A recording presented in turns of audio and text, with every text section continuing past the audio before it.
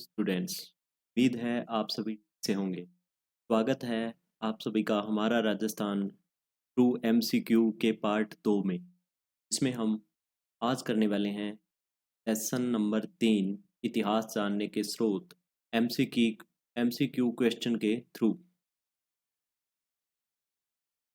पहला क्वेश्चन है, निम्न में से कौन सा विकल्प पुरातात्विक स्रोतों को नहीं दर्शाता है? ऑप्शन ए अभिलेख, ऑप्शन बी मुद्रा व स्मारक, ऑप्शन सी ख्यात, ऑप्शन डी उत्खनन सामग्री। तो हमारा ये जो तीसरा लेसन है इतिहास जानने के, में इतिहास जानने के स्रोतों के दो प्रकार बताए गए हैं। एक है पुरातात्विक स्रोत और दूसरे हैं साहित्यिक स्रोत। पुरातात्विक जो हैं वो स्रोत हैं, जैसे हमें मान लीजिए पुराने महल, पुराने जो भौतिक अवशेष बचे हुए हैं, तो हमें कहीं से सभ्यता स्थल की खुदाई से या फिर कहीं और स्थान से प्राप्त होते हैं, वो पुरातात्विक स्रोत हैं। जैसे ये भौतिक स्रोत हैं, जैसे अभिलेख, मुद्रा व स्मारक, उत्खनन सामग्री, ये सभी पुरातात्विक स्रोत हैं। वहीं साहित्यिक स्रोत जो हैं वो लिखित ग्रंथ वगैरह जो हैं वो साहित्यिक स्रोत में आते हैं। तो इनमें से जो ख्यात है वह राजस्थानी साहित्य का एक प्रकार है, जिसमें राजाओं महाराजाओं की ख्याति से संबंधित राजस्थानी भाषा में लिखा गया जो साहित्य होता है एक ख्यात कहा जाता है। तो यह एक पुरातात्विक स्रोत नहीं है। तो इसका सही आंसर है ऑप्शन सी ख्यात। पढ़ते हैं दूसरे प्रश्न की ओर। अभिलेखों की उपयोगिता के बारे में असत्य कथन है। ए अभिलेखों से विभिन्न राजवंशों और महत्वपूर्ण व्यक्तियों की जानकारी प्राप्त होती है। बी ये विविध भाषाओं में गद्य व पद्य दोनों शैलियों में लिखे जाते हैं। सी प्रशंसा में लिखे गए अभिलेख प्रशस्ति कहलाते हैं। तो पुरातात्विक जो हमारे स्रोत हैं उनमें से सबसे महत्वपूर्ण स्रोत अभिलेख हैं। अभिलेखों का अर्थ होता है जैसे कहीं पर लिखे गए लेख। कहीं पर यानी कहाँ पर? ये शिलाओं पर लिखे जाते हैं जिन्हें शिलालेख कहते हैं, या फिर किसी मंदिर पे, किसी महल पे, किसी ऐसी जगह पे एक पत्थर लगाकर उसमें जो है उस स्थान की ऐतिहासिकता के बारे में जानकारी दी जाती है, तो उसे अभिलेख कहते हैं। तो इसके बारे में पहला कथन है, अभिलेखों से विभिन्न राजवंशों और महत्वपूर्ण व्यक्तियों की जानकारी प्राप्त होती है। तो यह बिल्कुल सही है। इनसे विभिन्न राजवंशों, राजाओं, उनके जो जो राजशाही लोग होते हैं उनकी जानकारी प्राप्त होती है। ये विविध भाषाओं में गद्य व पद्य दोनों शैलियों में लिखे जाते हैं, यह भी सही है। और किसी राजवंश या राजा की प्रशंसा में लिखे गए अभिलेख प्रशस्ति कहलाते हैं, यह भी सही है। तो इसमें पूछा गया है असत्य कथन, तो इनमें से कोई भी कथन असत्य नहीं है। तो इसका सही आंसर हो गया ऑप्शन डी, कोई नहीं। अभिलेखों के बारे में हमें याद रखना है कि अभिलेख जो होते हैं वो लिखित लिखित पत्थर होते हैं, एक ऐसे पत्थर जिन पर कोई लाइनें लिखी जाती हैं। इन्हें इंग्लिश में इंस्क्रिप्शन कहते हैं। अभिलेखों की जो अध्ययन होता है उसको एपिग्राफी कहा जाता है। अभिलेखों के अध्ययन को एपिग्राफी कहा जाता है। ये भी एक बढ़िया प्रश्न है, आप याद रख सकते हो। वैसे इस पाठ्य पुस्तक में नहीं है, पर फिर भी आपके लिए एक बोनस है। तो बढ़ते हैं दूसरे प्रश्न की ओर। तीसरा प्रश्न है हमारा अगला, नगरी अभिलेख का संबंध किस जिले से है? नगरी अभिलेख का संबंध जिले से है। अगर आपने इससे पहले का वीडियो देख रखा है तो आप नगरी के बारे में जानते होंगे। इसमें ऑप्शन है हमारे ए टोंक, बी भीलवाड़ा, सी चित्तौड़गढ़, डी राजसमंद। तो हम बात करें तो नगरी, नगरी जो है वो चित्तौड़गढ़ जिले में स्थित स्थान है। यहाँ से जो अभिलेख प्राप्त हुआ है वो नगरी अभिलेख है। इसमें जीव दया के बारे में बताया गया, तो ऐसा अनुमान लगाया जाता है कि जे ये जो अभिलेख है वो जैनियों से संबंधित है। अब नगरी के बारे में आपने पहले वाले वीडियो में पढ़ा होगा कि नगरी, जिसका पुराना नाम क्या था, मध्यमिका या मंजमिका। तो आप कमेंट करके बताना कि मध्यमिका या मंजमिका किस प्राचीन जनपद की राजधानी थी। बढ़ते हैं अगले प्रश्न की ओर। कंसवा अभिलेख में किस राजा का उल्लेख मिलता है? ऑप्शन ए मौर्य राजा मानमोरी, ऑप्शन बी मौर्य राजा धवल, ऑप्शन सी गुप्त राजा धवल, ऑप्शन डी मौखरी राजा धवल। तो सबसे पहले तो बात करते हैं कंसवा अभिलेख की। कंसवा अभिलेख कहाँ से प्राप्त हुआ है? कोटा से। यह 738 ईस्वी का कंसवा अभिलेख, जिसमें मौर्य वंशी राजा धवल की जानकारी प्राप्त होती है। मौर्य वंशी राजा धवल की जानकारी प्राप्त होती है, तो इसका सही आंसर है ऑप्शन बी, कंसवा अभिलेख, जो कोटा से प्राप्त हुआ 738 ईस्वी का अभिलेख है। इससे मौर्य राजा धवल की जानकारी प्राप्त होती है। पढ़ते हैं अगले प्रश्न की ओर। घटियाला अभिलेख राज्य के किस जिले से प्राप्त हुआ है? Option A Jaipur, option B Jaisalmer, option C Jodhpur, option D Nagaur. तो घटियाला अभिलेख जो है वो जोधपुर से प्राप्त हुआ है। घटियाला अभिलेख जो है वो जोधपुर से प्राप्त हुआ है। यह 861 ईस्वी का अभिलेख है, जिसमें गुर्जर प्रतिहार वंश के जो शासक थे, का नाम था कुक्कुक, जिनका नाम था कुक्कुक, इनके द्वारा ये अभिलेख जो इनसे संबंधित है। इसमें मग्ग जाति के ब्राह्मणों का उल्लेख मिलता है। एक मग्ग जाति के ब्राह्मण का उल्लेख इसमें मिलता है। और साथ में ही इसमें एक सबसे महत्वपूर्ण जानकारी मिलती है कि नागभट्ट प्रथम ने मेड़ता को अपनी राजधानी बनाया था। मेड़ता को अपनी राजधानी बनाया था। तो एक बार फिर से रिवाइज करते हैं हम। घटियाला अभिलेख राज्य के किस जिले से प्राप्त हुआ है? तो वो हुआ है जोधपुर से। यह 861 ईस्वी का अभिलेख है। गुर्जर प्रतिहार वंश से संबंधित है। राजा जिनसे यह संबंधित है उनका नाम कुक्कुक है। इसमें मग जाति के ब्राह्मणों का उल्लेख मिलता है। साथ ही इस बात का भी उल्लेख मिलता है कि नागभट्ट प्रथम ने मेड़ता को अपनी राजधानी बनाया था। पढ़ते हैं अगले प्रश्न की ओर। निम्न में से असंगत युगम छांटिए। पुरातात्विक स्थल और एक तरफ उनका जिला दिया गया है। पुरातात्विक स्थल है किराड़ू, जिला बाड़मेर, ऑप्शन बी में नानसा, जिला अजमेर, ऑप्शन सी बरनाला, जिला सवाई माधोपुर, ऑप्शन डी सामोली, जिला उदयपुर। तो इसका आपने अगर पहले का वीडियो देखा है तो उसमें हमने पढ़ा था मालवों की दिग्विजय का वर्णन करने वाला एक अभिलेख, जिसका नाम है नानसा यूप स्तंभ या यूप लेख। नानसा यूप लेख ये राज्य के किस जिले से प्राप्त हुआ था? तो ये हुआ था भीलवाड़ा से, जबकि यहाँ पर दे रखा है अजमेर। तो नानसा का संबंध अजमेर से नहीं है, बल्कि किस जिले से है? भीलवाड़ा से। नानसा का संबंध भीलवाड़ा से है। तो दोस्तों आपको ये जो अन्य ऑप्शन दे रखे हैं इनको भी याद रखना है। यानी किराड़ू सभ्यता स्थल जो है वो कहाँ से संबंधित है? बाड़मेर से। बरनाला यहाँ से भी अभिलेख प्राप्त हुआ है, ये कहाँ से संबंधित है? सवाई माधोपुर से। और सामोली ये कहाँ पर स्थित है? उदयपुर में। किराड़ू बाड़मेर, नानसा भीलवाड़ा, बरनाला सवाई माधोपुर और सामोली उदयपुर। बढ़ते हैं अगले प्रश्न की ओर। बिजोलिया शिलालेख राजस्थान के किस प्राचीन राजवंश को जानने का एक महत्वपूर्ण स्रोत है? Option A Guhil, B Kachhwaha, C Rathore, D Chauhan. तो वैसे अगर गुहिलों की बात करें तो राजस्थान की कौन सी रियासतों में इनका शासन था? तो इनका तो उदयपुर में था, मेन तो मेवाड़। उदयपुर यानी मेवाड़ में इनका शासन था। इसके अलावा डूंगरपुर बांसवाड़ा में तोतिया शाखा इनकी थी। कछवाहा वंश का शासन जो है ढूंढाड़ ढाड़ यानी जयपुर। राठौड़ जो है बीकानेर और जोधपुर, राठौड़ वंश से संबंधित है। और चौहान जो हैं वो अजमेर, फिर रणथंभौर में चौहानों का शासन रहा। और हाड़ा चौहानों का शासन हाड़ौती में था।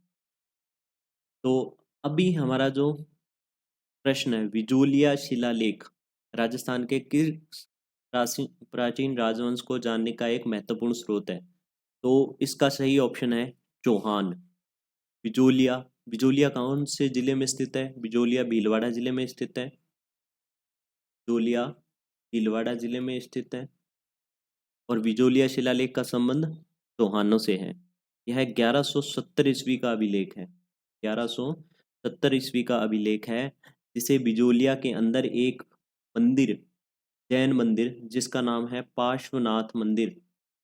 पार्श्वनाथ मंदिर, इसकी दीवार पर एक जैन श्रावक जैन श्रावक रोलाक के द्वारा लगवाया गया था।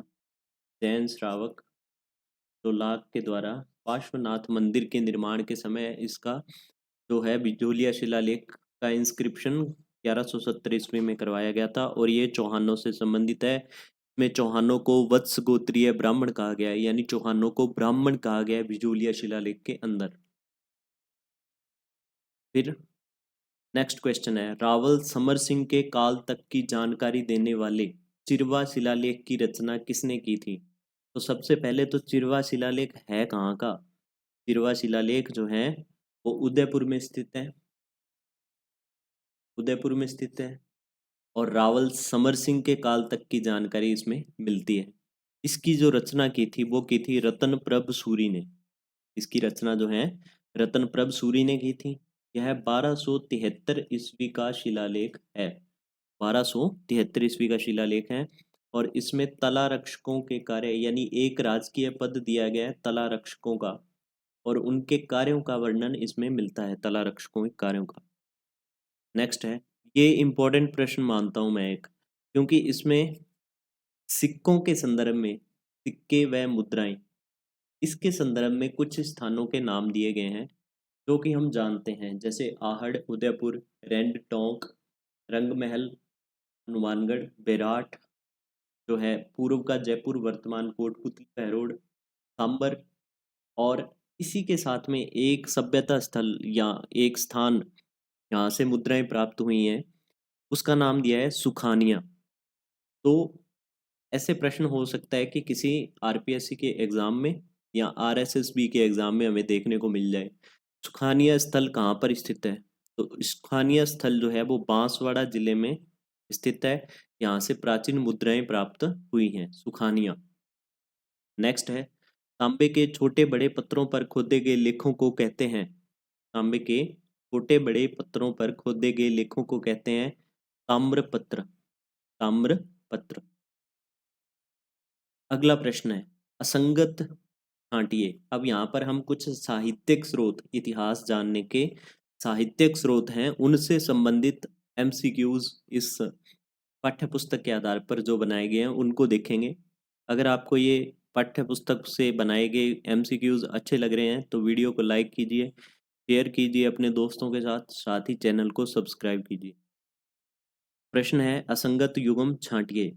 रचना पृथ्वीराज विजय, इसके रचनाकार का नाम दिया गया नयन चंद्र सूरी। बी पृथ्वीराज रासो, इसके रचनाकार का नाम चंद्रवरदई।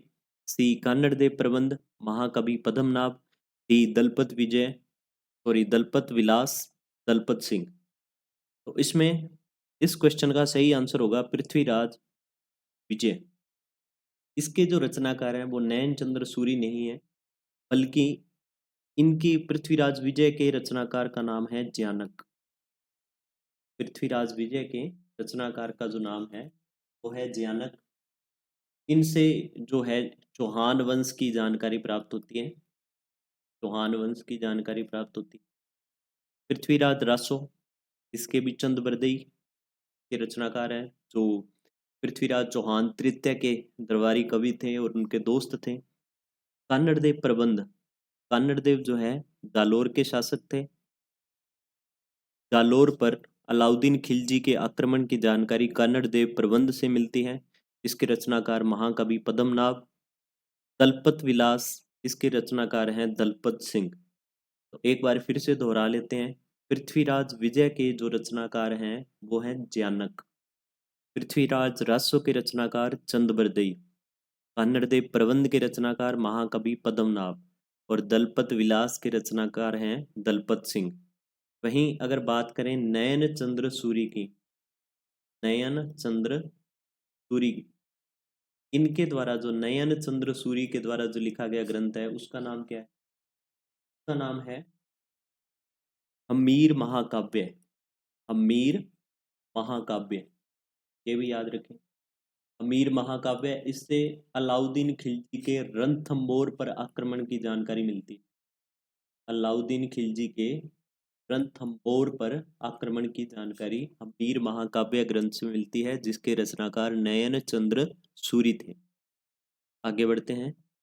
राजवंशों का वर्णन करने वाली राजस्थानी साहित्य रचना को किस नाम से जाना जाता है? यानी राजवंशों के वैभव का या ख्याति का वर्णन करने वाली जो रचना है उसको किस नाम से जानते हैं? तो ये पहले ही मैंने बता दिया था पहले प्रश्न में, इसे किस नाम से जानते हैं? ख्यात के नाम से जानते हैं। जैसे सबसे फेमस है मुहनोत नैनसिरी ख्यात, मुहनोत नैनसिरी ख्यात जो जोधपुर राज्य के इतिहास से संबंधित है। साथ में ही मुहनोत नैन्सी ने एक और ग्रंथ लिखा था जिसका नाम आप कमेंट करके बताएं कि और दूसरा ग्रंथ कौन सा था उनका। अगला, annals and antiquities of Rajasthan के लेखक कौन है? ए सूर्यमल मिश्रण, बी कविराज श्यामलदास, सी विश्वेश्वर नाथ रेऊ या फिर डी कर्नल टॉड। तो annals and antiquities of Rajasthan के जो लेखक हैं वो कर्नल टॉड हैं, जिन्हें जो है घोड़े वाले बाबा के नाम से भी जाना जाता है। घोड़े वाले बाबा के नाम से जाना जाता है कर्नल टॉड। इनके जो ग्रंथ का नाम है annals and antiquities of Rajasthan. इसके अलावा इनका एक ग्रंथ और था जिसका नाम था पश्चिमी भारत की यात्राएं। पश्चिमी भारत की यात्राएं। आगे बढ़ते हैं। वंश भास्कर के रचयिता, वंश भास्कर के रचयिता हैं। ऑप्शन ए सूर्यमल मिश्रण, बी कविराज श्यामलदास, सी विश्वेश्वर नाथ रेऊ, डी कर्नल टॉड। इसका सही आंसर है ए सूर्यमल मिश्रण, जिनका संबंध बूंदी राज्य से है, बूंदी राज्य से। और इन्होंने अपने ग्रंथ में 1857 की क्रांति का वर्णन किया है सूर्यमल मिश्रण के द्वारा। फिर नेक्स्ट क्वेश्चन है, वीर विनोद के रचनाकार कौन थे? वीर विनोद के रचनाकार, ए सूर्यमल मिश्रण, बी कविराज श्यामलदास, सी विश्वेश्वर नाथ रेऊ या फिर डी कर्नल टॉड। इसका सही आंसर है ऑप्शन बी कविराज श्यामलदास, जो कि मेवाड़ राज्य से संबंधित है। मेवाड़ राज्य से यानी उदयपुर रियासत से संबंधित थे कविराज श्यामलदास, जिन्होंने वीर विनोद की रचना की। फिर नेक्स्ट प्रश्न है, मारवाड़ राज्य का इतिहास के रचनाकार हैं। ऑप्शन ए सूर्यमल मिश्रण, बी कविराज श्यामलदास या फिर सी विश्वेश्वर नाथ रेऊ या फिर डी कर्नल टॉड। तो इसका सही आंसर है विश्वेश्वर नाथ रेऊ। इन्होंने इस पुस्तक का रचना की, मारवाड़ राज्य का इतिहास। इस तरह से हमने हमारा जो अध्याय 3 है इतिहास जानने के स्रोत को हमने पढ़ा। इसमें हमने जाना कि इतिहास जानने के स्रोतों को दो भागों में बांटा जाता है। एक तो पुरातात्विक स्रोत, जिसमें अभिलेख, मार्ग, दुर्ग या प्राचीन इमारतें, सिक्के इत्यादि चीजें आती हैं पुरातात्विक स्रोतों में। इसी के साथ में दूसरे जो स्रोत पढ़े हमने साहित्यिक स्रोत, उसमें हमने कुछ साहित्यिक रचनाओं के नाम और उनके रचयिताओं के नाम हमने जाने हैं, इन्हें हमें याद करना है। और ये वीडियो अगर आपको पसंद आ रही है तो ऐसे ही अगले वीडियो के लिए हमारे साथ जुड़े रहें। धन्यवाद।